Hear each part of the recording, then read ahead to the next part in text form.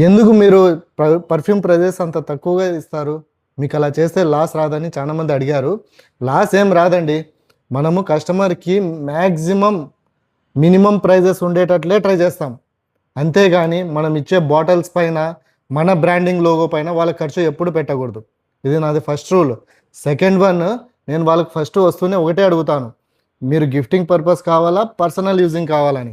Personal using అయితే నేను ఈ బాటిల్ ప్రిఫరే చేస్తా. గిఫ్టింగ్ పర్పస్ అయితే గ్లాస్ బాటిల్స్ మన దగ్గర అప్ టు 25 వెరైటీ డిజైన్స్ ఉన్నాయి. కానీ ఇవన్నీ నేను చెప్పను. కానీ ఇక్కడ కొంతమంది ఏం చేస్తున్నారు, వాళ్ళ బ్రాండింగ్‌కి, వాళ్ళ లోగోకి, ప్లస్ వాళ్ళ ప్యాకింగ్‌కి వాళ్ళు ఎక్స్ట్రా చార్జెస్ చేస్తారు. మనము కన్ మ్యాక్సిమం మీరు బాగా అబ్జర్వ్ చేయండి. మెరిసేదంతా బంగారం కాదు. లాంగ్ లాస్టింగ్ ఫ్రేగ్రెన్స్ ఇస్తే కస్టమర్ ఎక్కడున్నా రిపీటెడ్ అవుతాడు. మనము మెయిన్ కాన్సంట్రేషన్ లెవెల్ పెంచుకోండి. బాటిల్ చూడొద్దండి. బాటిల్ ఇచ్చేవాడు ఖచ్చితంగా మోసమే చేస్తాడు. ఎందుకంటే లోపల ఏముందో మనకేం తెలుస్తుంది? లాంగ్ లాస్టింగ్ వన్ డే ఇస్తున్నాడా? అప్పుడే మీరు ఆ షాప్‌కి పోండి. లేదంటే కమ్ టు అల్గాని సూఫీ పర్ఫ్యూమ్స్.